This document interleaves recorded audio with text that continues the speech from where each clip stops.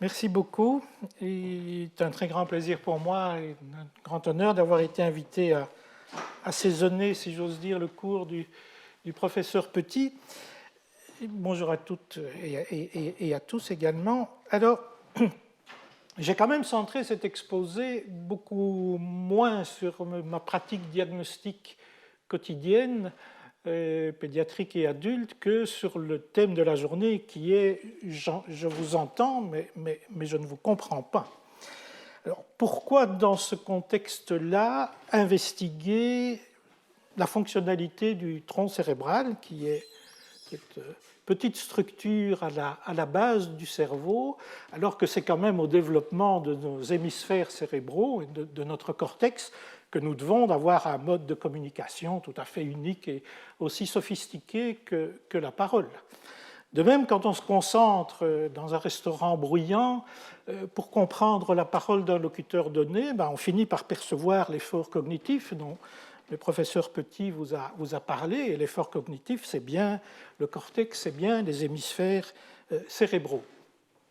Mais c'est que les mécanismes mis en œuvre pour parvenir à comprendre la parole d'un locuteur cible, quand il y a beaucoup de bruit, et beaucoup d'autres locuteurs concurrents et qui ont été rassemblés dans une littérature sous le chapeau de l'effet ou le problème du cocktail party, qui dit bien ce qu'il veut dire, représente un cas particulier et particulièrement ardu des mécanismes d'analyse de la scène auditive.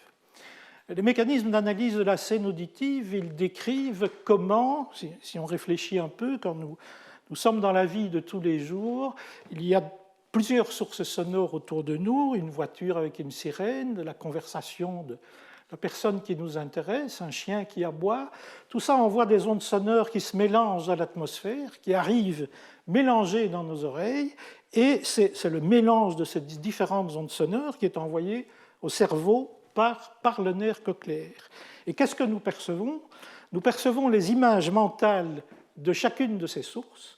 Et non seulement nous identifions la source à travers ces ondes toutes mélangées, mais nous savons où est la source dans l'espace, et si elle se déplace, nous percevons si elle s'éloigne ou si elle se rapproche de nous. Donc, la charge neurocomputationnelle que le cerveau doit effectuée pour réaliser cette performance est énorme. Et elle a été comparée à l'image de quelqu'un qui serait au bord d'un lac, qui creuserait deux petites rigoles pour recueillir les variations de pression à la surface de l'eau, ce qui représente les messages acoustiques envoyés à nos deux oreilles. Et à partir de l'observation de ces ondes de pression acoustique, pourrait déduire ce qui se passe à la surface du lac et dans le lac. Donc il est évident que le problème est extrêmement important, et depuis une dizaine d'années, il y a une série de travaux qui donnent à penser que ces mécanismes d'analyse de la scène auditive se préparent déjà très largement dans le tronc cérébral. Après tout, le plan d'organisation des voies auditives dans notre tronc cérébral est assez commun avec toute une série d'animaux qui communiquent par vocalisation également et qui ont les mêmes problèmes que nous. Quand dans un chorus de grenouilles, une grenouille femelle identifie le mâle avec qui elle va se reproduire à l'oreille, elle a ce type de problème et certainement pas un développement cortical comparable au nôtre. L'organisation du tronc cérébral montre un nombre de relais beaucoup plus important que ce qu'on connaît dans les autres voies sensorielles, la cochlée, le noyau cochléaire, le complexe de l'olive supérieure, le tubercule quadrijumeau inférieur ou colliculus inférieur, puis le relais thalamique et les projections vers le cortex. Et non seulement il y a beaucoup plus de noyaux, mais l'organisation fonctionnelle est littéralement extrêmement riche, doublée, comme le professeur Petit vous l'a rappelé, d'un système efférent qui part du cortex et qui vient moduler, influencer tous les niveaux intermédiaires de projection des afférences dans le tronc cérébral jusqu'à la cochlée, jusqu'aux cellules sensorielle elle-même, ou en tout cas sur le point de départ du nerf cochléaire, et jusqu'aux cellules ciliées externes qui conditionnent dans la cochlée le signal en l'amplifiant, en le filtrant, avant qu'il ne soit transmis aux cellules ciliées internes pour être envoyé par le nerf.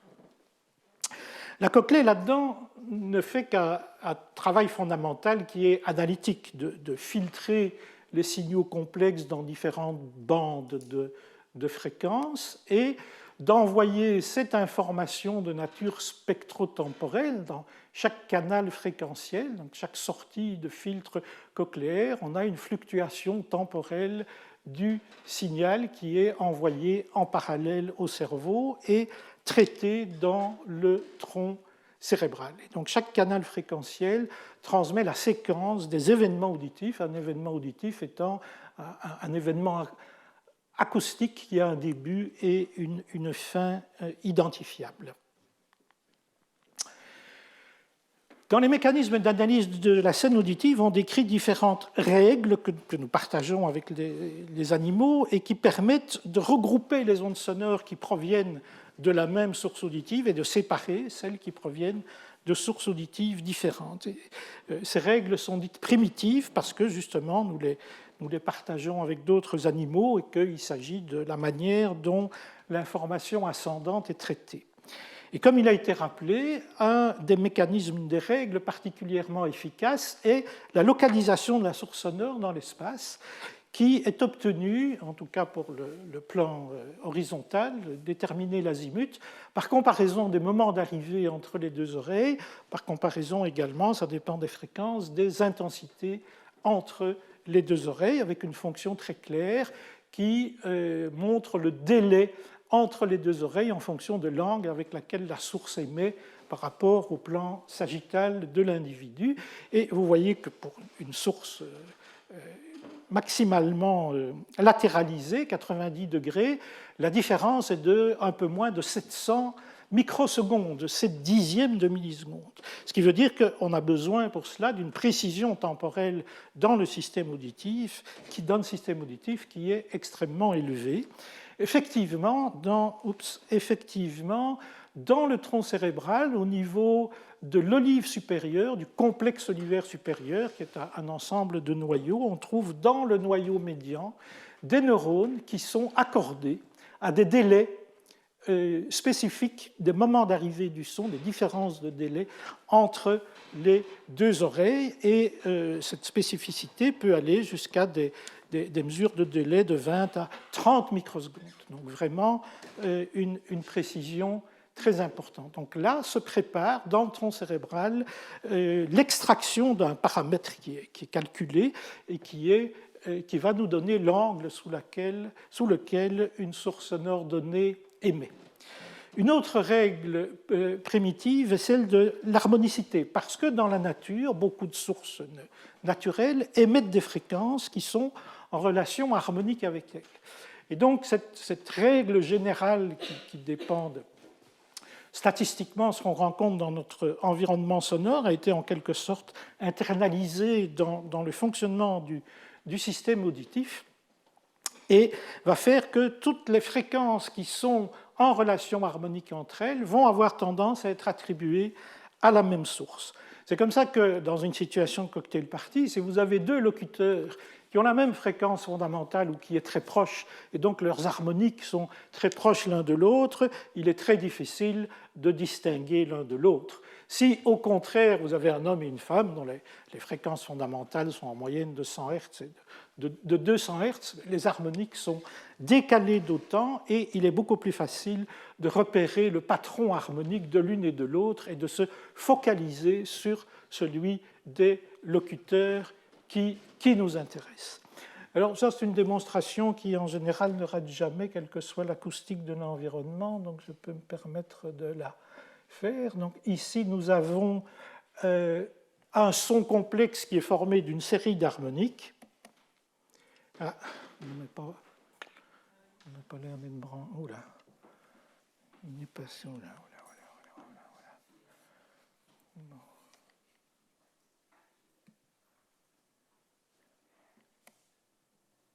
Non, on n'a pas le son. Bon, enfin, ce n'est pas très grave. Et avec un élément fréquentiel qui est décalé en fréquence, il suffit de... Pardon ? Vous avez une sortie son. Vous avez une sortie son. Je pensais que ça passait par là. Ah, voilà, j'ai un câble séparé. Ok, pardon. Alors, on va y arriver.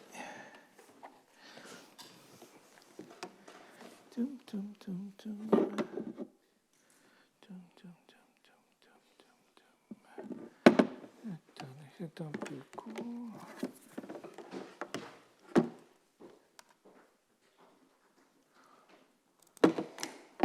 Voilà. Alors.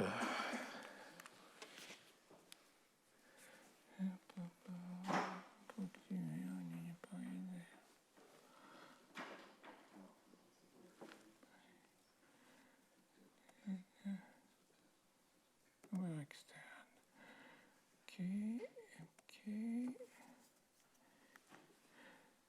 Là. Toujours pas. Bon, écoutez, on ne va pas perdre de temps avec cette démo, ce n'est pas très très grave, croyez-moi, et vous en trouverez sur Internet sans aucune difficulté.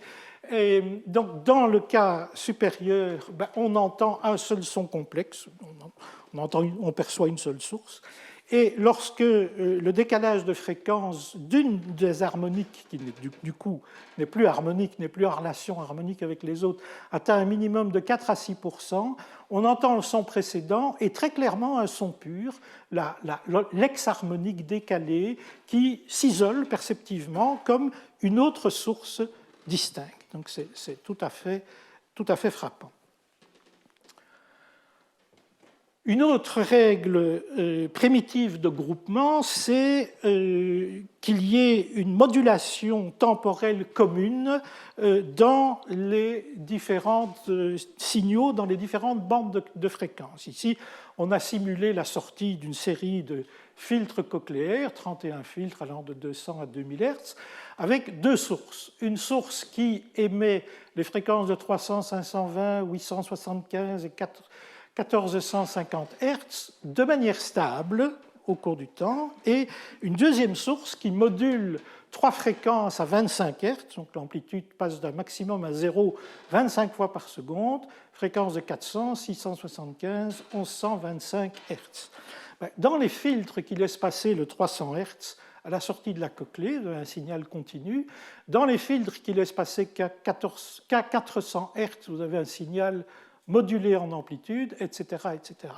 Et donc, il est assez facile pour le système nerveux, parce qu'encore une fois, dans la nature, c'est comme ça, les sources qui modulent en amplitude leurs fréquences les modulent toutes de la même manière, de dire, j'ai quatre fréquences qui sont pas modulées, qui sont stables, je les regroupe dans la même source, j'ai trois fréquences qui sont modulées de la même manière, je les regroupe dans une source distincte. Évidemment, dans ce cas de figure, il se pourrait qu'il y ait trois sources, qui est en réalité une source C qui émet 875 et 1450 et que la source A n'émet que les trois fréquences intermédiaires.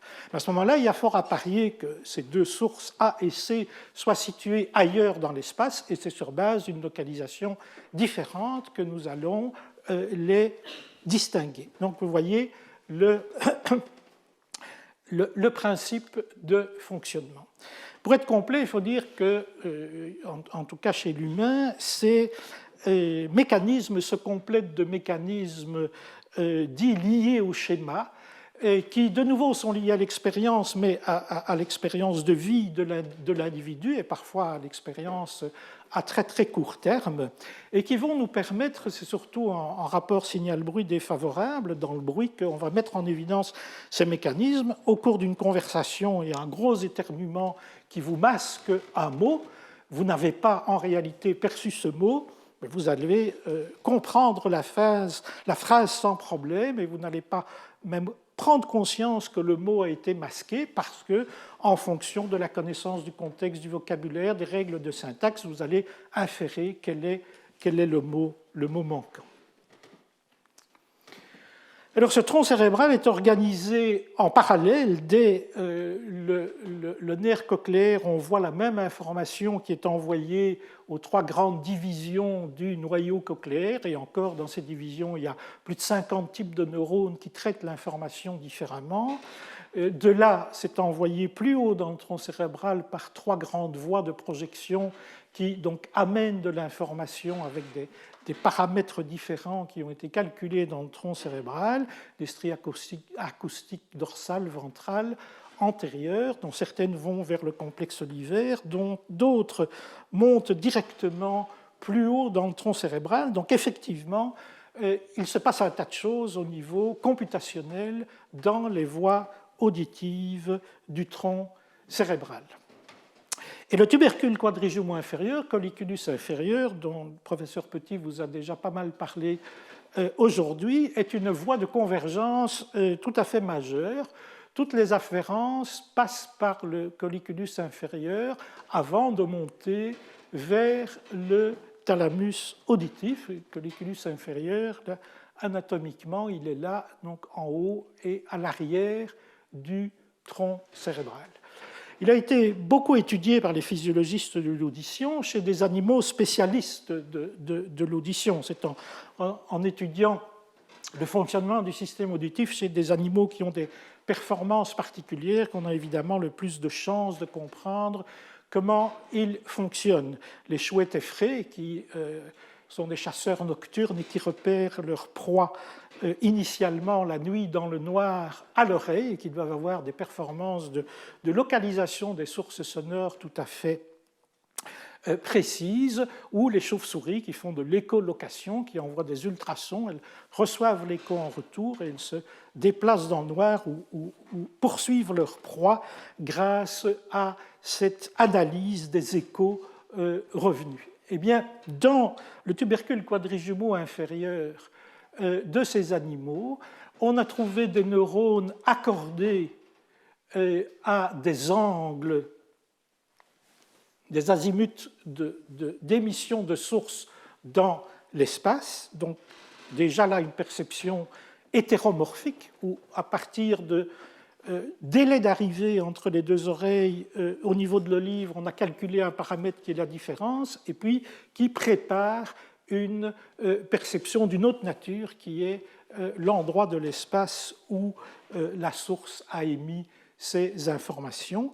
On trouve aussi des neurones spécialisés pour les différentes intensités, pour la mesure de la durée, pour les modulations de fréquence, les modulations d'amplitude, et commençant à préparer la compréhension de la parole, des combinaisons de fréquences ou des combinaisons de délai temporel entre certains éléments acoustiques, donc paramètres qui sont critiques pour la compréhension de la parole. Et effectivement, pour la parole, on trouve aussi dans le tubercule quadrijumeau inférieur des informations intéressantes chez le cochon d'Inde.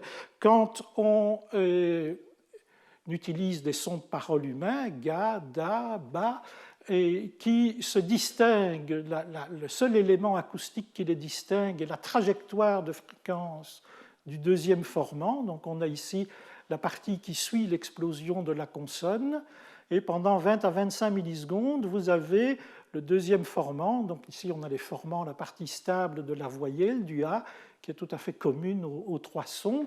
Et là, vous avez une trajectoire descendante, ici un peu moins oblique, et là, une trajectoire montante.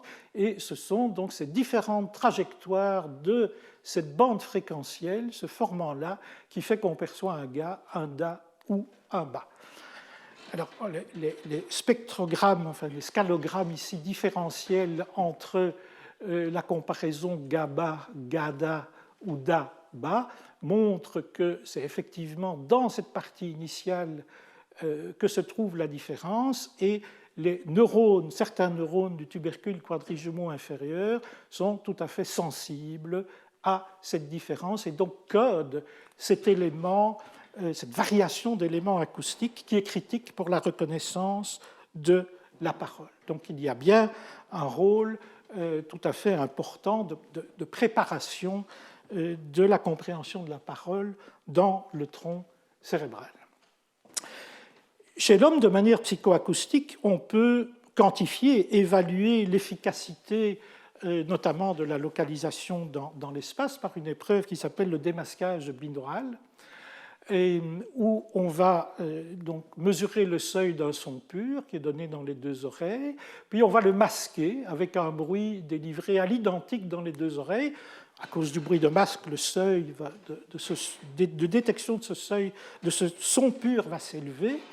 Et puis si l'on déphase, donc si on change la phase, c'est-à-dire qu'on introduit un délai dans le décours temporel du signal entre les deux oreilles, on observe un démasquage, une amélioration du seuil de détection du son pur, amélioration qui peut tout à fait dépasser 10 dB, atteindre 15 décibels, ce qui est tout à fait considérable comme amélioration de la détection.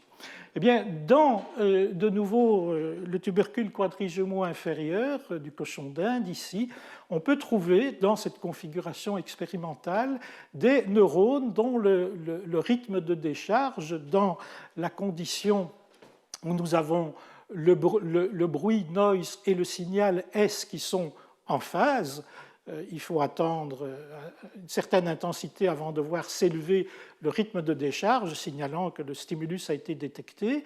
Si on met le signal en opposition de phase, comme ici, vous voyez une élévation du rythme de décharge qui commence 13 dB plus tôt. Donc on a un équivalent de l'effet de démasquage binaural dans ces neurones. Et en ce qui concerne la règle d'harmonicité dont je vous parlais, chez le chinchilla cette fois-ci, on trouve également des neurones qui, quand vous avez un stimulus de type harmonique qui vous donne la perception d'une seule source sonore, le neurone ici qui laisse passer la plupart de ses fréquences, après un pic de décharge à l'allumage du son, reste tout à fait stable. Si on zoome sur une partie de cette courbe, on ne voit rien de spécial. Si on crée un effet d'isolement d'une deuxième source parce qu'on décroche de l'harmonicité avec un composant, vous voyez que l'activité du neurone change de manière radicale et signale donc effectivement l'existence d'une source indépendante. Donc ces mécanismes-là sont bien présents dans le tronc cérébral. Il faut encore ajouter que les sons complexes, et donc les sons de parole, quand ils passent dans les filtres cochléaires, à la sortie des filtres cochléaires, sont caractérisés par deux rythmes de variation au cours du temps. Un rythme relativement lent qu'on appelle l'enveloppe, parce qu'il démontre comment globalement l'enveloppe du signal varie au cours du temps, et une variation beaucoup plus rapide qu'on appelle la structure temporelle fine, qui représente en fait la variation acoustique, la variation de pression acoustique instantanée. Et les psychoacousticiens se sont intéressés ces derniers temps au rôle de la partie enveloppe du signal et de la partie structure temporelle fine. Il y a tout à fait la possibilité, grâce à des transformées mathématiques, d'isoler l'une de l'autre. Et quand on présente l'enveloppe seule, eh bien l'enveloppe seule, le signal d'enveloppe seule sans la structure temporelle fine, permet de comprendre la parole dans le calme dès qu'on a la sortie de 4 filtres, ce qui est tout à fait remarquable et ce qui explique que les sujets implantés cochléaires, qui n'ont à leur disposition qu'une poignée de filtres actifs en même temps et qui ne transmet dans la plupart des cas que l'enveloppe du signal, peuvent comprendre tout à fait la parole dans le calme. Par contre, dans le bruit, ils sont terriblement affectés parce que, entre autres, il leur manque la structure temporelle fine. Structure temporelle fine qui est effectivement importante pour comprendre la parole dans le bruit, pour participer à la localisation spatiale d'une source et, pour les musiciens, pour identifier les mélodies. On peut construire des chimères avec l'enveloppe d'un son de parole et la structure temporelle fine de l'autre grâce aux moyens informatiques et mathématiques modernes. Et on constate quand on fait ça que l'enveloppe fournit la signification de la parole du signal d'origine et la structure temporelle fine, la position spatiale. L'enveloppe et la structure temporelle fine apparaissent déjà sous forme d'un code temporel, c'est-à-dire du rythme de décharge des potentiels d'action dès le nerf cochléaire. Vous stimulez avec un son pur, vous voyez ce qu'on appelle le verrouillage de phase, c'est-à-dire les neurones qui, de présentation en présentation, déchargent à un moment dans le temps qui est aligné sur un endroit particulier du cycle du stimulus. Et c'est vrai pour la structure temporelle fine, vous voyez ici les pics dans les histogrammes de décharge, mais c'est vrai aussi pour l'enveloppe d'amplitude qui est reproduite par l'intervalle entre les regroupements de pics individuels dans l'histogramme temporel de décharge du nerf auditif. Et dans le noyau cochléaire, nous avons un travail d'affinage des représentations de l'intensité, de la fréquence, mais aussi du temps. Et je vous disais, la précision temporelle est indispensable. Elle est déjà très grande à la sortie de la cochlée grâce à la synapse en ruban qui est spécialisée pour maintenir une grande précision temporelle. Elle est encore affinée dans le noyau cochléaire. Donc tous ces éléments dans le fonctionnement du noyau cochléaire sont importants pour la compréhension de la parole dans le bruit. Mais chez l'humain, il est évidemment exclu d'aller mettre des électrodes dans le tubercule quadrijumeau inférieur, comme on le fait chez les animaux experts. J'ai toujours le souvenir vivace à l'esprit, il y a une vingtaine d'années, lors d'une réunion de chercheurs et de cliniciens, d'un jeune chercheur enthousiaste qui apostrophait le neurochirurgien de son institution en disant « Mais toi qui as très souvent des nerfs cochléaires tout à fait dénudés, accessibles, est-ce qu'on ne pourrait pas aller y mettre une microélectrode pour voir un peu ce qui se passe chez l'humain ?» Et un des sages du groupe lui a dit « Je vous déconseille de faire ça, parce que si jamais par malheur vous la perdiez, cette électrode, la seule personne capable de la retrouver serait à coup sûr un avocat. » Donc effectivement, voilà une chose qu'on ne peut pas faire, mais on va utiliser les potentiels évoqués, dont le professeur Petit vous a parlé, potentiels évoqués qui sont obtenus par électrode de surface, sans devoir du tout être invasif, et qu'on donc peut appliquer aussi bien chez les nouveau-nés, les prématurés, que nos aînés presbyacousiques. Et on va utiliser aussi des experts chez les humains, les musiciens, parce que la perception de la musique est beaucoup plus exigeante que la perception de la parole, et donc les musiciens professionnels ou amateurs qui pratiquent de manière régulière ont beaucoup d'avantages et sont devenus des experts de la perception, on en a aussi fait allusion tantôt, et les locuteurs de langaton. Langaton, dont le prototype est le chinois mandarin, pas vraiment ces deux-là qui avaient gardé l'accent bruxellois, mais le chinois mandarin et quelques autres langues en Afrique, en Asie, mais numériquement, c'est le chinois mandarin qui est évidemment le plus représenté, dans lequel un mot très bref, parfois un phonème, yi, ma, va changer complètement de signification en fonction de la manière dont on fait évoluer la fondamentale glottique en cours de prononciation. Et donc, là aussi, ces locuteurs de langaton ont dû, dès leur jeune âge, quand ils ont appris la langue, développer des mécanismes beaucoup plus précis que les nôtres pour suivre l'évolution de la prosodie, de la fondamentale glottique dans des mots extrêmement brefs. Nous, ce qu'on peut faire, c'est par exemple dire dans la phrase « tu viens ce soir », prosodie neutre, c'est une affirmation. Si on dit « tu viens ce soir » en faisant monter la prosodie en fin de phrase, ça devient une question. Ça change effectivement le sens de la même séquence des mots. Mais dans les langatons, c'est beaucoup plus exigeant parce que la variation est beaucoup plus brève et peut être dans un sens et puis dans l'autre au cours d'un même phonème extrêmement bref.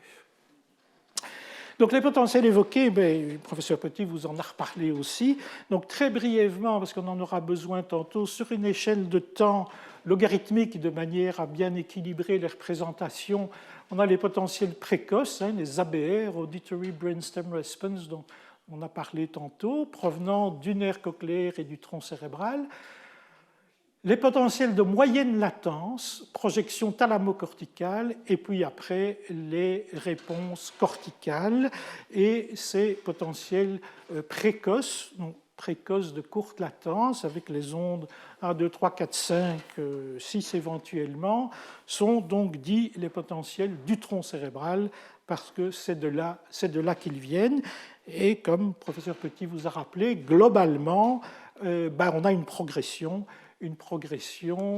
quand on suit les différentes ondes, on monte à travers les différents relais du tronc cérébral. À part le nerf cochléaire, on ne peut pas dire qu'une structure corresponde à une onde, mais enfin, on suit la progression de l'information. Alors, ces potentiels du tronc cérébral ont beaucoup d'avantages parce qu'ils sont résistants au sommeil et à la sédation, donc on peut les appliquer chez des sujets endormis, spontanément ou activement par l'aide d'une médication, voire d'un anesthésiste. Ils maturent rapidement.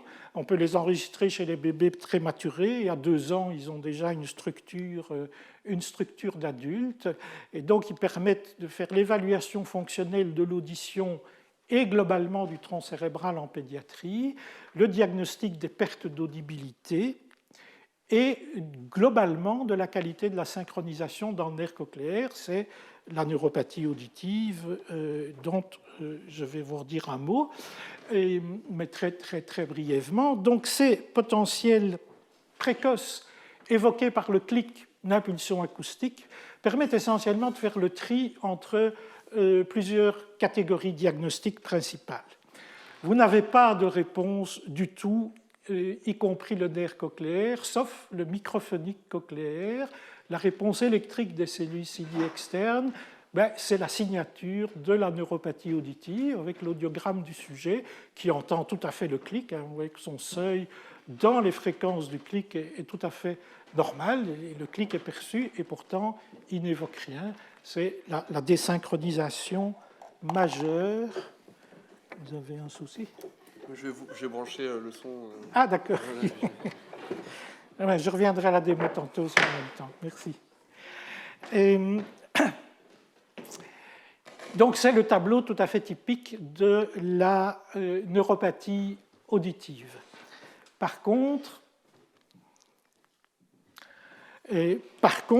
dans ces tableaux d'enfants qui ont des troubles d'audition dans le bruit révélés de manière typique à l'école, dans le bruit des classes de cours, qui ont un audiogramme normal et qui ont des potentiels précoces tout à fait normaux, ça orientera plutôt vers cette très vaste catégorie que sont les troubles du traitement du système auditif central, pense-t-on, donc des enfants qui auraient un déficit dans les mécanismes d'analyse de la scène auditive, les mécanismes d'écoute dans le bruit, mais avec une audition périphérique normale ou peut-être une synaptopathie cochléaire, une perte auditive cachée, même si le terme n'est pas idéal. Ou alors, vous avez les lésions du tronc cérébral, un microphonique cochléaire, une onde 1, et puis ici, dès qu'on entre dans le tronc, il y a peut-être une onde 2 là, mais c'est gravissime. Les lésions du tronc cérébral qui, en général, s'accompagnent de symptomatologie neurologique évidente, pas toujours, mais enfin le plus souvent. Donc, ça permet de faire le tri entre quelques grandes catégories, mais comme on va le voir, pas de révéler des atteintes subtiles qui expliqueraient les difficultés de compréhension dans le bruit chez pas mal de populations. Alors néanmoins, on a utilisé ces potentiels précoces depuis longtemps pour essayer d'évaluer ces mécanismes que je vous ai décrits, et notamment le composant d'interaction binaurale, ou BIC, Binaural Interaction Component. L'idée, c'est de stimuler une oreille et puis l'autre et d'obtenir les réponses monaurales, potentiel précoce, d'en faire la somme arithmétique dans le calculateur, et puis de stimuler les deux oreilles à la fois, et d'enregistrer la réponse binaurale, et puis de soustraire la réponse binaurale de la somme des deux réponses monaurales, en se disant s'il n'y a pas d'interaction, les champs électriques se combinant s'additionnant de manière linéaire.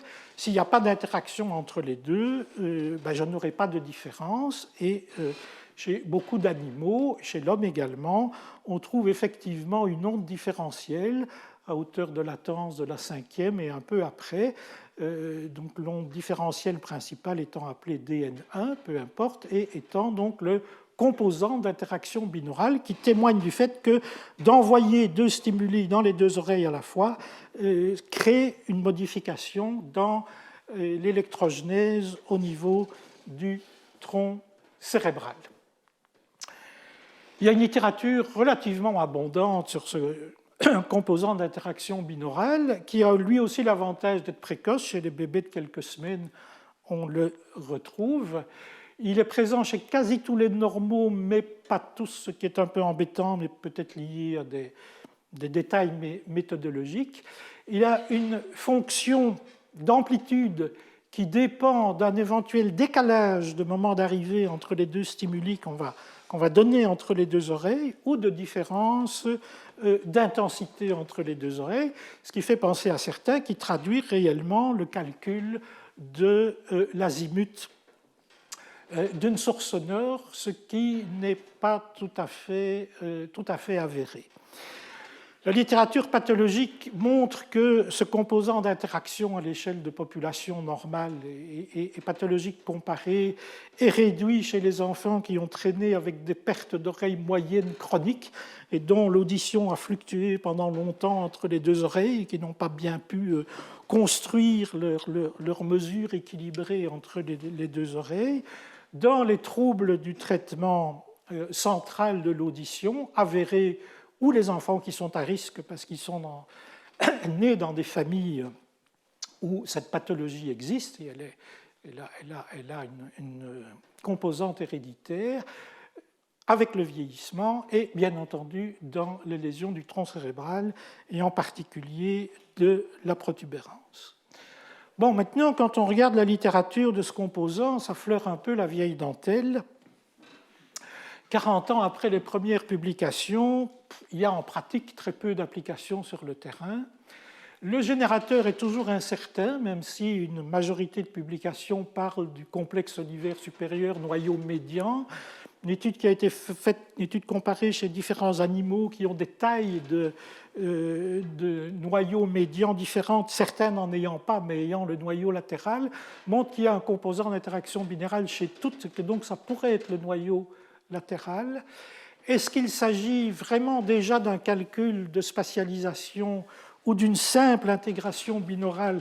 Ça reste discuté, notamment parce que chez les animaux avec des toutes petites têtes, on peut mesurer un composant d'interaction binaurale tout à fait en dehors de l'enveloppe de délai qui crée un effet de latéralisation, parce que le temps qu'il faut pour aller d'une oreille à l'autre est largement dépassé par le délai entre les deux oreilles qui continue à évoquer un composant binaural.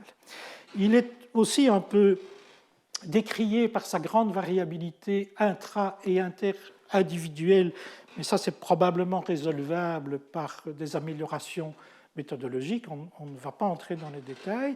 Et relativement récemment, il a connu un regain d'intérêt parce que, je vous l'ai dit, les sujets implantés cochléaires ont très souvent, systématiquement, d'importantes difficultés dans le bruit, et qu'en se mettant à implanter les deux oreilles, on espère restaurer une certaine forme de bilatéralité, améliorer la comparaison entre les deux oreilles et améliorer l'audition dans le bruit.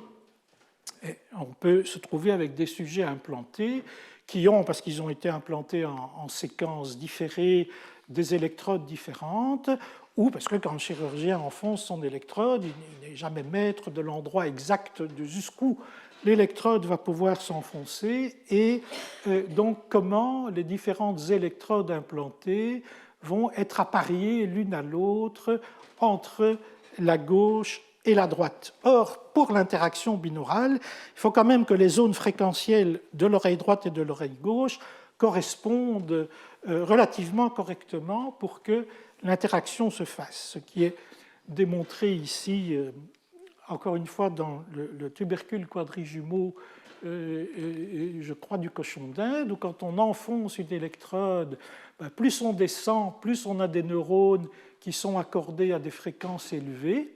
On implante cet animal et on regarde comment, quand je stimule avec une électrode et avec l'autre, dont ici l'électrode droite en rouge est fixe, et on fait varier l'électrode gauche qui est stimulée, et on regarde quelle est, dans la dimension de profondeur du tubercule quadrijumeau, la courbe de réponse à l'une et l'autre électrode, ce qui permet de calculer la distance neuronale, la distance qui sépare le maximum de réponse entre l'activation par les deux électrodes, et on voit que c'est quand les deux électrodes activent la même bande de fréquence qu'on a la distance neuronale minimale, ce qui est logique.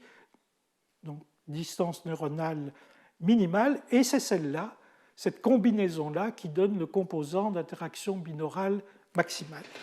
Donc, on peut espérer se servir de cette technique pour, une fois qu'on a mis les électrodes, les apparier entre elles, envoyer les signaux correspondant à telle et telle fréquence vers les électrodes qui correspondent le mieux en termes de composants d'interaction binaurale, ce qui a été fait par certains chercheurs. Et donc vous voyez qu'en fonction de la paire d'électrodes qui est activée, on mesure le maximum d'interaction binaurale, et on voit qu'il résiste quand même relativement bien à des décalages, qu'il faut des décalages importants pour qu'ils disparaissent, même si le maximum d'amplitude de ces fonctions est corrélé avec les performances de localisation, encore grossières, mais enfin pas nulles, dont bénéficient ces patients. Donc c'est à ce stade-ci relativement décevant, sans doute parce que les champs électriques qui sont émis par les électrodes de l'implant cochléaire sont très larges. Les électrons vont là où ils veulent en fonction des chemins de basse impédance qu'ils rencontrent, et la stimulation électrique, on n'est pas très maître de l'endroit d'où elle diffuse.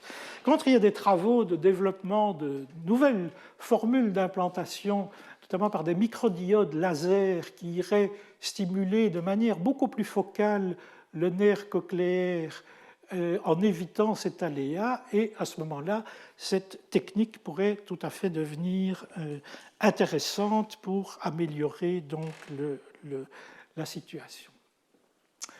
Mais donc le composant d'interaction binaurale tel que mesuré par les potentiels précoces ne donne pas lieu à énormément d'applications cliniques. Une alternative intéressante a été développée par certains, c'est la modulation de phase interorale.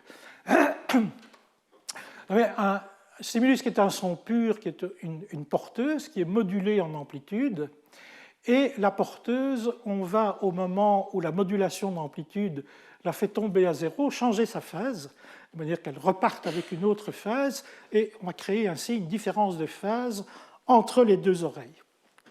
Donc ici, vous avez l'oreille gauche qui reçoit le son en premier, puis c'est l'oreille droite, puis c'est de nouveau l'oreille gauche, puis c'est l'oreille droite, et cette modulation au niveau du percept crée une latéralisation de l'image du son dans l'espace. Et ce type de réponse modulée en amplitude permet d'enregistrer un potentiel évoqué dit stationnaire, parce qu'il il dure ce que dure le long stimulus, il est à l'équilibre avec le décours temporel du stimulus, et on a là donc une réponse qui suit la fréquence de modulation, avec dans l'analyse spectrale un pic d'énergie à la fréquence de modulation, 40 Hz ici en l'occurrence, mais aussi un pic d'énergie à la fréquence de bascule entre la gauche et la droite. Donc au moment où l'image de la source sonore bascule d'un côté à l'autre, il y a une activité qui se greffe sur ce potentiel stationnaire et qui est détectable dans la transformée fréquentielle du signal. Alors en l'occurrence, et je ne connais pas encore d'application au niveau du tronc cérébral, ces réponses à 40 Hz proviennent du cortex, mais on peut espérer obtenir un effet similaire avec des fréquences de modulation plus élevées qui permettraient d'explorer les réponses du tronc cérébral. Ces réponses stationnaires, leur source, leur origine dépend effectivement de la fréquence de modulation. 40 Hz, c'est le cortex et ça donne de grandes réponses. À 100 Hz et au-delà, le cortex ne répond plus. C'est le tronc cérébral qui enclenche et qui émet des réponses plus faibles, mais tout à fait enregistrables.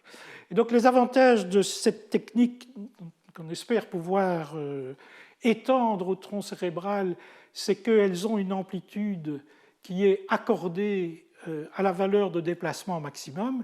Plus ou moins à 45 degrés, c'est basculer de la droite vers la gauche.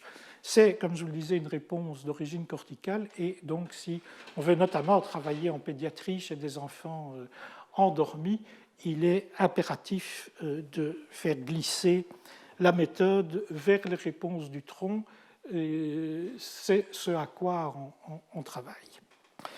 Et indéniablement, en matière d'électrophysiologie, de compréhension de la parole dans le bruit, la vedette dans la littérature actuelle, c'est la Frequency Following Response, dont je n'ai jamais trouvé de traduction officialisée en français, que nous allons donc appeler la FFR, en francisant l'acronyme anglo-saxon. Et vous voyez que le nombre de publications depuis sa découverte dans les années 60, 1900 est en augmentation. Comme son nom l'indique, vous avez ici un stimulus qui est un son pur, eh bien la FFR reproduit la fréquence du son pur avec un ray spectral qui est vraiment la fréquence du stimulus et qui prédomine dans les basses fréquences, maximum vers 500 Hz et qui disparaît au-delà de 1000 à 1500 Hz. C'est une réponse qui, elle aussi, dépend du verrouillage de phase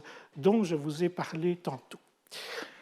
Cette FFR est issue du tronc cérébral. La pensée dominante dans la littérature dit tubercule quadrijumeau inférieur, colliculus inférieur, mais il pourrait y avoir des générateurs plus précoces ou plus tardifs selon l'état veille-sommeil, selon les fréquences de stimulus, selon les détails d'enregistrement.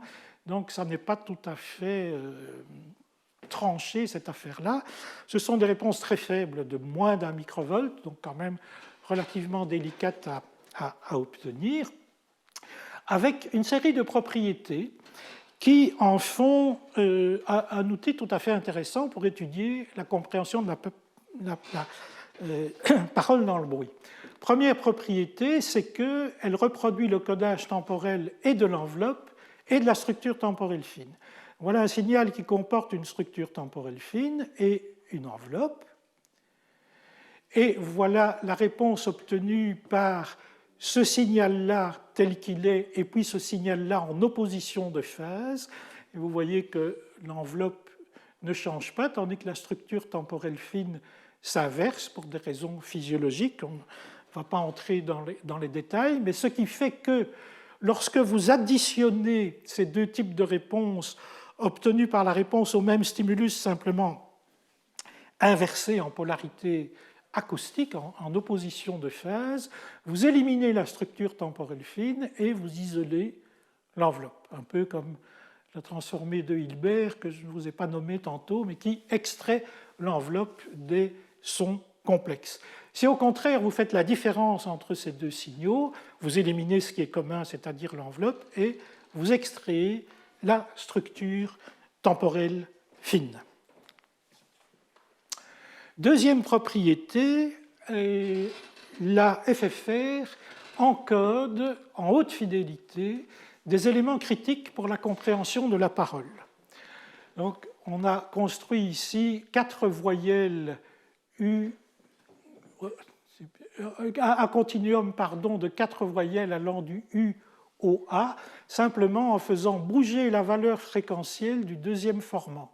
Donc cette bande de fréquence, le deuxième formant de la voyelle, chaque fois s'élève d'une quantité égale, et ce genre de manipulation du stimulus donne lieu à ce qu'on appelle la perception catégorielle, qui est assez caractéristique de la parole, où de part et d'autre d'une frontière de valeurs de position fréquentielle, on ne perçoit que des U, et de l'autre côté, on ne perçoit que des A. Il y a une énorme réduction de la perception en termes phonologiques par rapport à la variabilité acoustique des stimuli qui sert à justement réduire cette énorme variabilité acoustique dans la manière dont nous produisons les sons vocaux.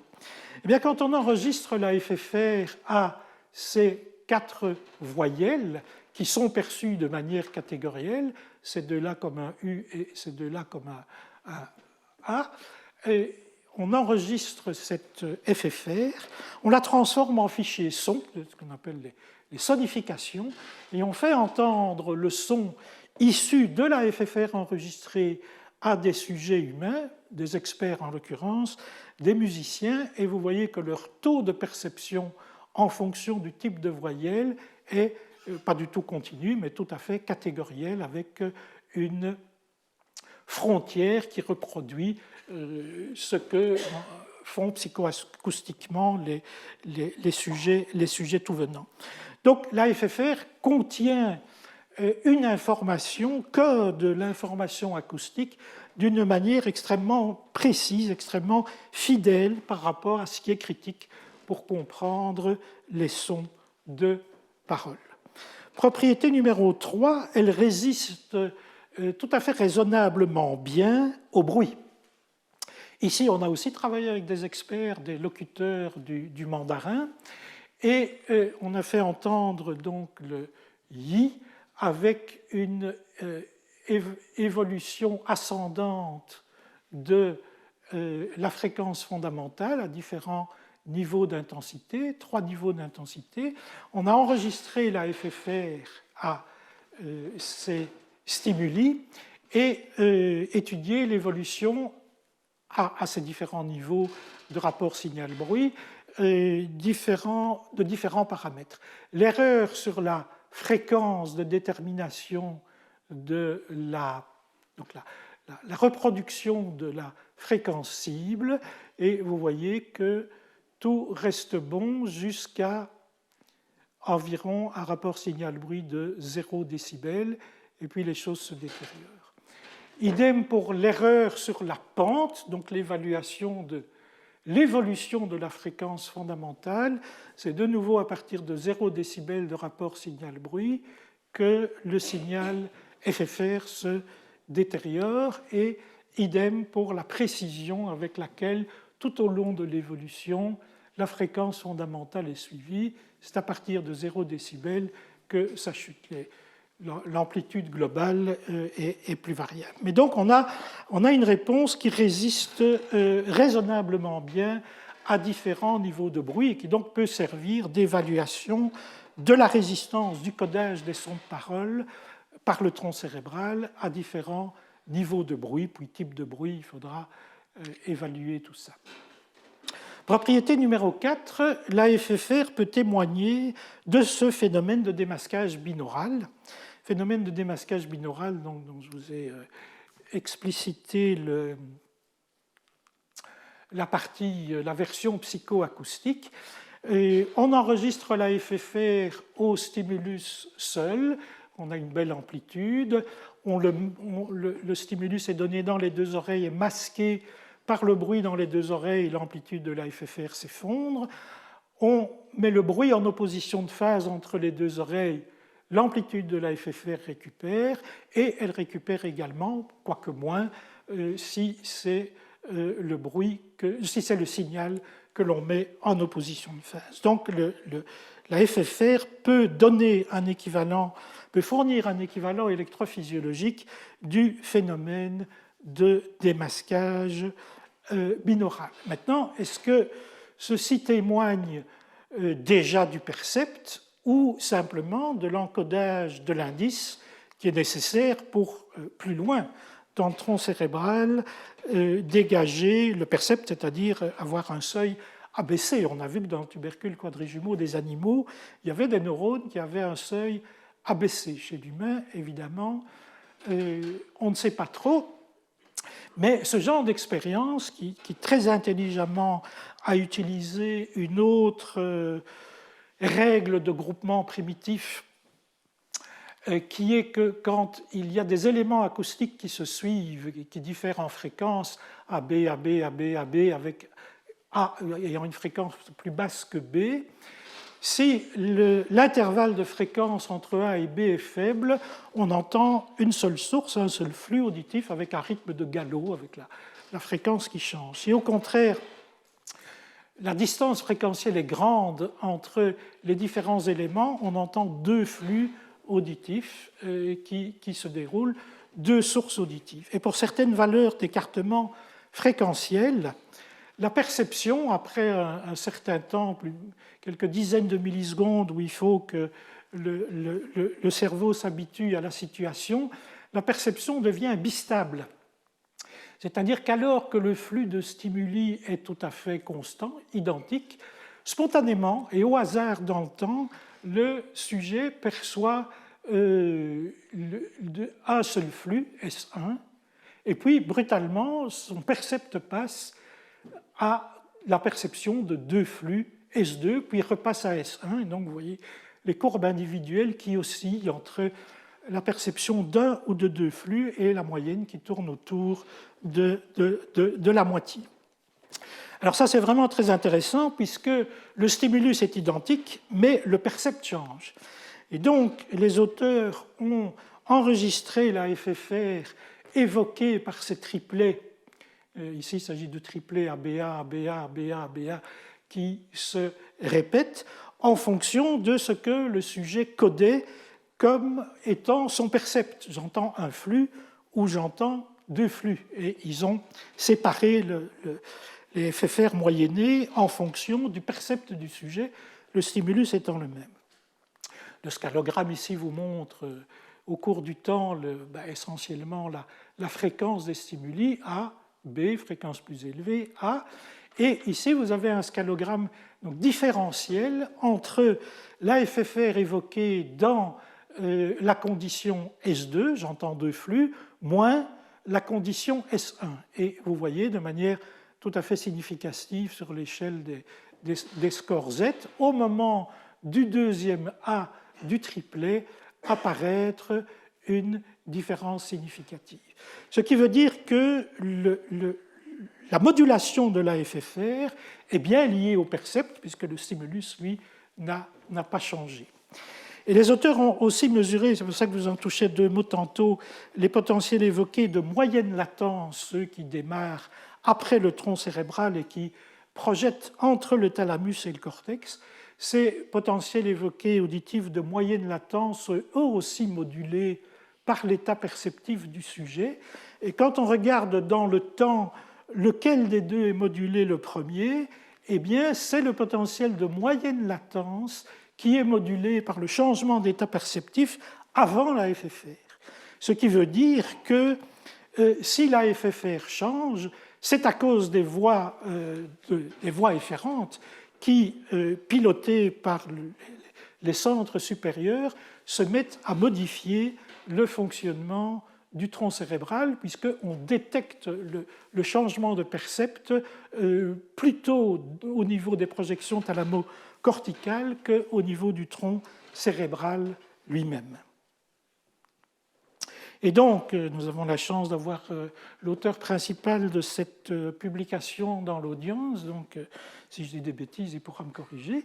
Donc, ces auteurs ont étudié les performances de localisation spatiale dans les trois dimensions, avec des haut-parleurs en haut, en bas, devant, derrière, à gauche, à droite, et ont enregistré en parallèle avec donc ces performances. La performance idéale serait une diagonale, et puis ici, l'échelle colorée vous donne le pourcentage de réponses correctes. Donc, pour chacune des positions, on mesure le pourcentage d'identification correcte du haut-parleur, et ils ont mesuré chez ces sujets Et tout le bout du bout du système efférent dont le professeur Petit vous a parlé, puisque ce système efférent, sa partie olivo-cochléaire, va moduler les cellules ciliées externes et la réponse acoustique des cellules ciliées externes que sont les auto-émissions acoustiques. On peut donc tester la force, l'efficience de ce système efférent en mettant un bruit contralatéral dans l'oreille contralatérale et en mesurant une réduction de l'amplitude de l'auto-émission qui est en moyenne de 1 dB et demi, qui est tout à fait mesurable. Alors quand ils ont étudié donc, lors de ces performances, ils ont mis en corrélation la différence de performance optimale, moins la performance la plus mauvaise au niveau du rapport signal-bruit le plus mauvais, parce que les mesures ont été faites à différents niveaux de rapport signal-bruit, ils ont trouvé une corrélation significative entre la force du système, l'efficacité du système efférent, l'amplitude de la réduction des auto-émissions et le niveau de performance. Et cette corrélation significative se poursuivait au sein des rapports signal-bruit individuels pour les rapports signal-bruit les plus difficiles, les plus défavorables, les plus mauvais. Et donc, revenant à ce que le professeur Petit disait tantôt, ce système efférent dont on a vu qu'il vient moduler l'encodage de la perception de la parole dans le tronc cérébral, s'exerce effectivement jusqu'à la cochlée, va jusqu'à modifier le conditionnement du signal mécanique dans la cochlée et participe à l'amélioration de l'écoute dans le bruit, à l'amélioration de la compréhension dans le bruit. Alors, il y a de nombreuses études qui rapportent comment se comporte la FFR, en général évoquée par des syllabes, le da étant très souvent utilisé, comment il se comporte dans le bruit. Ici, chez des enfants de 8 à 14 ans, où on compare des enfants qui ont des difficultés de compréhension dans le bruit, en noir, avec des enfants qui ont des performances tout à fait normales. Et vous voyez, la FFR évoquée par la syllabe qui comporte une activité liée au démarrage du stimulus, un peu l'équivalent de l'onde 5 des ABR, une activité un peu complexe qui correspond à la transition déformant entre la consonne et la partie stable de la voyelle, et puis la partie stable de la voyelle. C'est quand on étudie les différents pics dans la partie de la transition, qui est manifestement la plus fragile par rapport au bruit et qui est en psychoacoustique la partie du son qui est la plus difficile à identifier, on constate qu'il y a quelques pics qui, chez les enfants qui ont des difficultés de compréhension dans le bruit, quelques pics qui ont des latences significativement plus élevées que les enfants à performance tout à fait normale. Donc on trouve dans le timing fin de certains pics de la FFR, en particulier dans la période de la transition, des signes d'anomalies de précision temporelle tout à fait subtiles, parce que ces enfants-là ont par ailleurs des potentiels évoqués par le clic normaux, des anomalies tout à fait subtiles de précision temporelle. Et chez nos aînés, dont on parlait tantôt, l'effet de la presbyacousie, on trouve aussi la même chose. Si on a la chance d'avoir des séries avec en fait une audition en termes de seuil d'audiogramme qui est à peine perturbée, des potentiels du tronc dont on ne peut pas dire qu'ils soient franchement anormaux, mais on trouve au niveau de la FFR le même genre d'anomalies essentiellement dans la période de la transition, allant de pair aussi avec une petite réduction d'amplitude des pics traduisant le verrouillage de phase au niveau de la voyelle.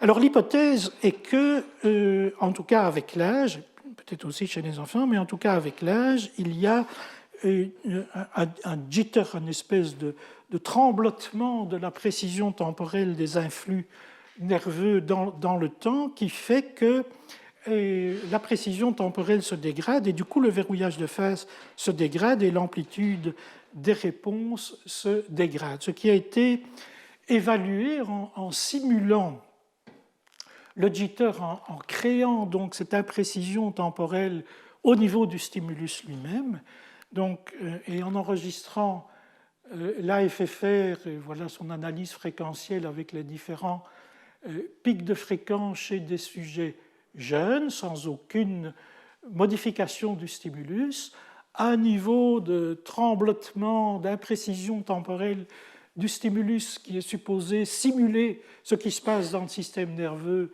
de pathologique, et vous voyez une tendance à la réduction de l'amplitude des pics qui est beaucoup plus marquée si le jitter est augmenté. Et la même chose donc chez des sujets, même expérience chez des sujets âgés, mais qui partent déjà d'amplitude effondrée et chez qui l'adjonction du jitter a beaucoup moins d'effet parce que déjà l'hypothèse est qu'ils ont un jitter interne, une imprécision temporelle interne qui est telle que le fait de secouer un peu le stimulus aggrave les choses de manière moins manifeste. Autre intérêt de la FFR, c'est qu'il y a de nombreuses publications là-dessus, je vous résume cela, et elle peut mettre en évidence une plasticité induite par l'expérience. Si on étudie de nouveau les paramètres de suivi, de glissement de la fréquence fondamentale, donc dans un mot où on fait évoluer la fréquence fondamentale glottique pendant la production du mot, et qu'on compare trois populations, les sujets normaux qui ne sont pas musiciens, qui ne parlent pas une langue à ton, et les musiciens considérés donc comme experts, et des sujets qui ont des difficultés de compréhension dans le bruit, eh bien, vous voyez que les musiciens ont des amplitudes spectrales meilleures que les sujets tout venants, et que les sujets handicapés ont des amplitudes plus faibles, et que ça se traduit dans leur niveau de performance. Les musiciens ont les performances de poursuite de la fréquence fondamentale plus précises que les sujets tout venants, qui eux-mêmes ont des résultats bien plus précis que les sujets handicapés. Alors ça, c'est évidemment tout à fait intéressant dans la perspective de monitorer, de suivre au long cours les efforts et les techniques de remédiation que l'on peut mettre en œuvre chez ces sujets. Et bon, je passe parce que nous n'avons pas le temps, mais évidemment l'expertise des musiciens est une expertise qui a été développée sur le long terme, une plasticité qu'ils vont garder et qui est à long terme, mais on peut aussi, en jouant sur des effets de contexte, sur des tâches d'écoute ciblée qui se font dans des effets de contexte différents, démontrer que l'encodage des sons de parole dans le tronc cérébral est sensible à une plasticité à court terme. On a le temps ?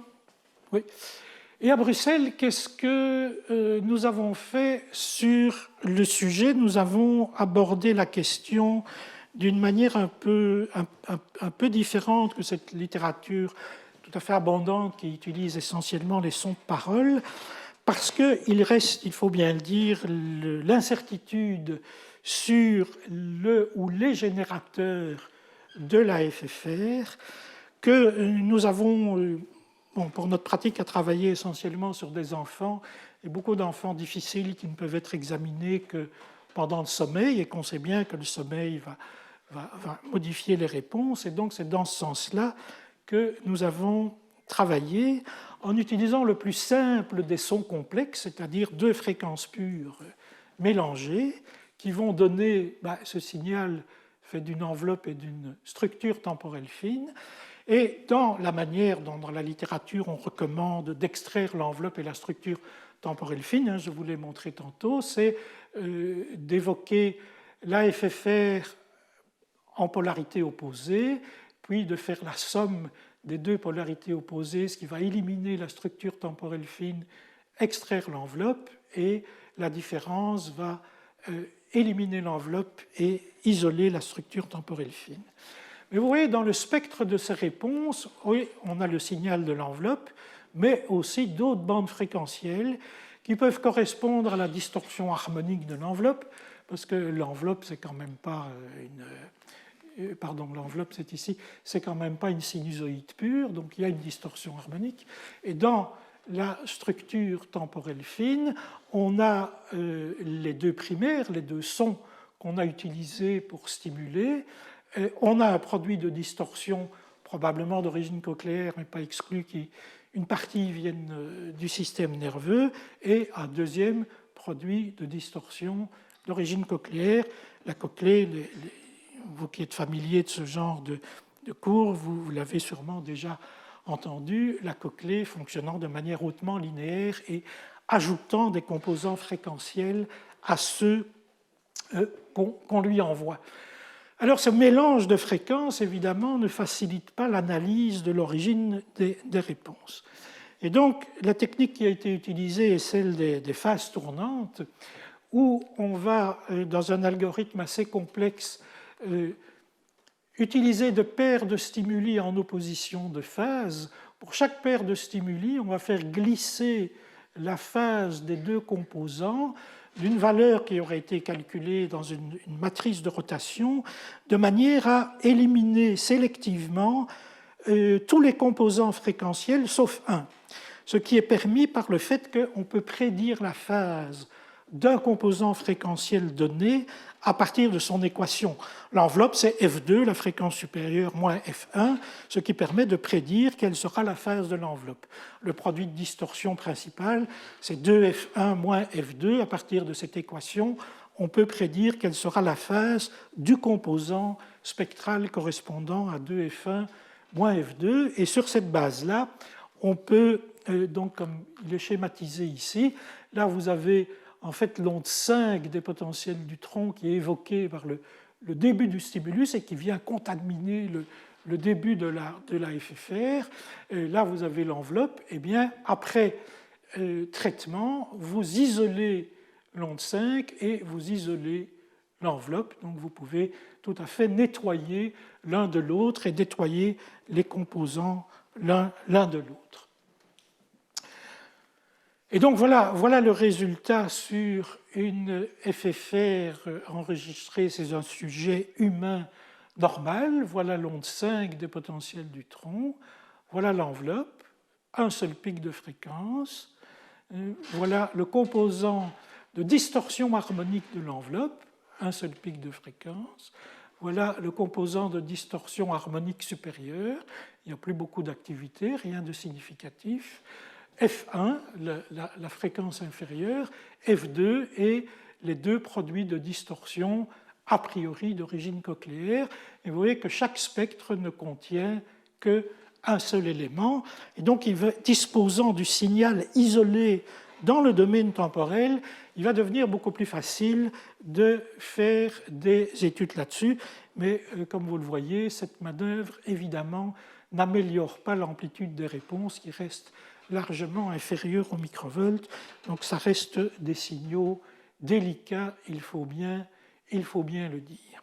Et une première chose à laquelle on s'est attaqué et on s'attaque, c'est de déterminer est-ce qu'il y a des générateurs séquentiels. Est-ce que dans cette FFR, il y a un premier générateur, par exemple le noyau cochléaire dans le tronc cérébral, puis un deuxième qui serait l'olive qui se met en route, puis un troisième qui serait le tubercule quadrijumeau inférieur qui se met en route et qui donc prolongerait la réponse. Alors, à partir du moment où on isole les réponses comme je vous l'ai montré, il devient beaucoup plus facile de faire des analyses de phase de la réponse, se disant que si j'ai une première FFR qui se met en route, puis une deuxième parce que l'activité arrive à un deuxième noyau qui s'active et qui crée sa FFR, on va avoir à ce moment-là une rupture de phase. On va avoir une interaction au niveau des phases qui va créer une rupture de phase. C'est bien ce qui se passe ici. On a le démarrage du signal, une partie stable de relation de phase. L'histogramme montre que les phases sont bien concentrées. Puis après 2 millisecondes, une rupture, puis une période tout à fait stable, suivie d'une deuxième rupture, et une petite période stable. Et le moment où cette rupture intervient, qui est de l'ordre de 2 millisecondes après le démarrage de la FFR, correspond à la prolongation de la durée de la réponse. Donc ici, chez les sujets adultes éveillés, vous voyez les histogrammes, ils sont en tête bêche parce qu'on a appliqué 2 méthodes complémentaires mais qui montrent essentiellement la même chose. Vous avez une prolongation par rapport à 0, qui est la durée du stimulus.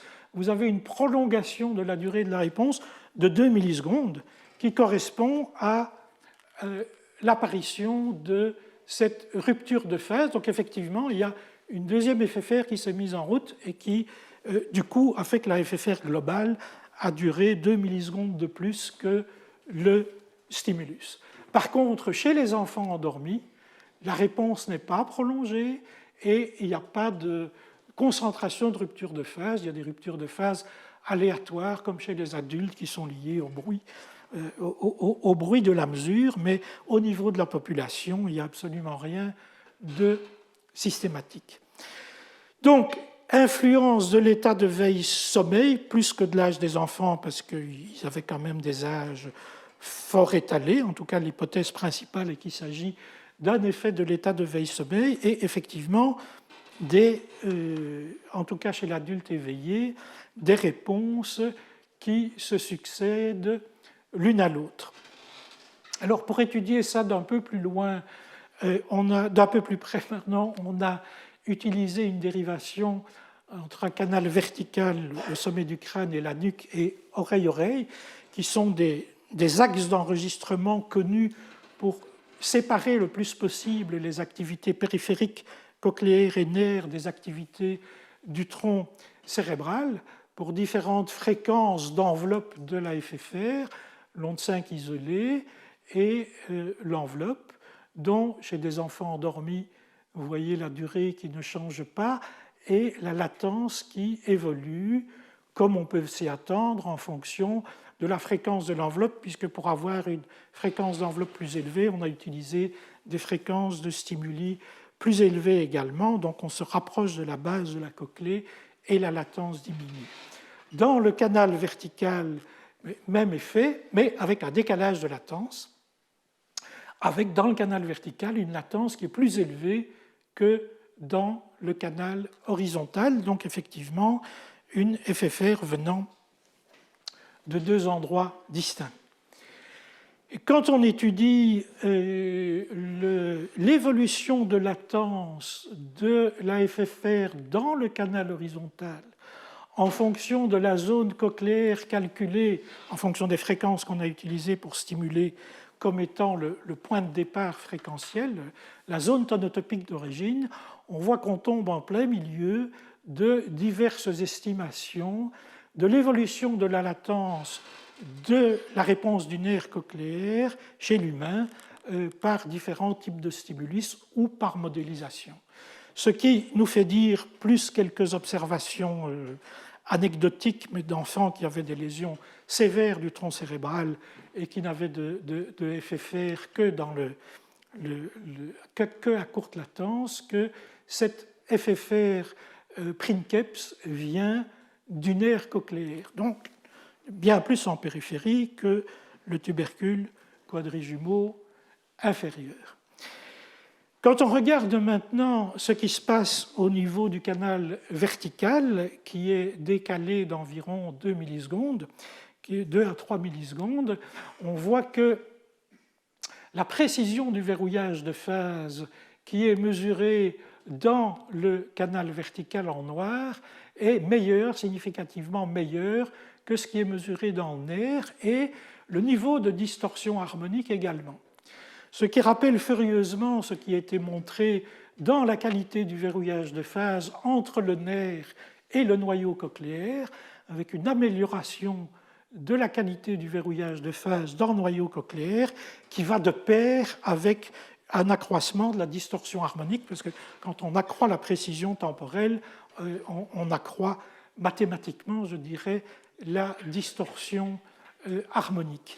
Et donc, tout ça nous conduit à de nouvelles perspectives, qui est en tout cas dans ce type de population d'enfants endormis, de pouvoir apprécier la qualité du verrouillage de phase dans le nerf cochléaire et puis comment il est traité au niveau du noyau cochléaire, donc de voir comment le traitement de l'information est amélioré au premier niveau du relais du tronc cérébral, et puis il faudra évidemment s'attaquer à la suite, mais enfin voilà l'idée de cette approche-là qui est tout à fait complémentaire et différente de ce que je vous ai présenté auparavant.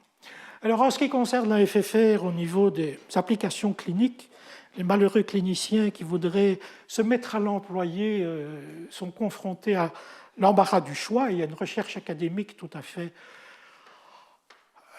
exponentielle dans le nombre de publications, une recherche clinique en tout cas au niveau de cohortes qui met en évidence des différences systématiques entre populations. On est encore loin du compte pour arriver à un diagnostic individuel.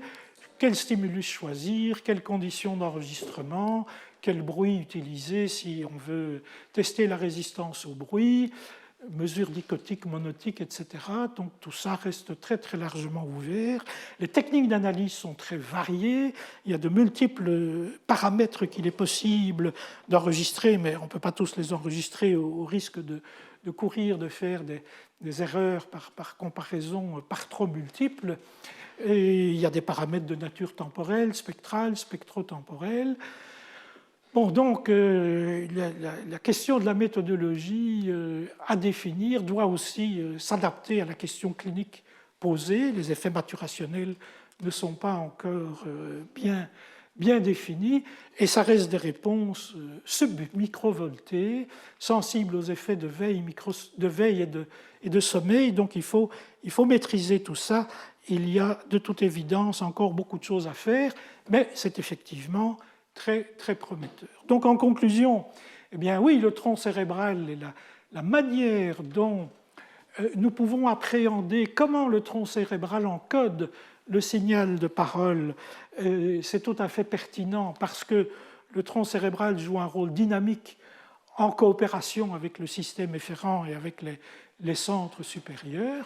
Et le code neural, pour le peu que nous pouvons enregistrer en surface, fournit des paramètres pertinents, témoignant de certains déficits, notamment liés à la précision temporelle, donc pouvant, on l'espère, conduire au diagnostic individuel, témoignant d'une plasticité à long et à court terme, évidemment fort intéressant en termes de monitorage, de réadaptation, et c'est donc bien un domaine dans lequel les anglo-saxons diraient « This is there, there is gold to be mined ». Mais il y a encore du travail. Il y a encore du travail, et je voudrais vous remercier de votre attention et quand même aussi remercier les collaborateurs, Federico Livcetti, qui est le physicien maître des phases tournantes et de la programmation de ces acquisitions, Paul Avant et Fabrice Giraudet, avec qui les discussions ont lancé l'idée d'utiliser cette technique des phases tournantes, Axel Kalkus, qui est spécialiste de la perception dans le bruit, du masquage informationnel et passionné de FFR, et Cécile Collin, spécialiste de l'évaluation neurophysiologique de la perception de la parole et qui est la gardienne de ma bibliographie. Voilà, je vous remercie.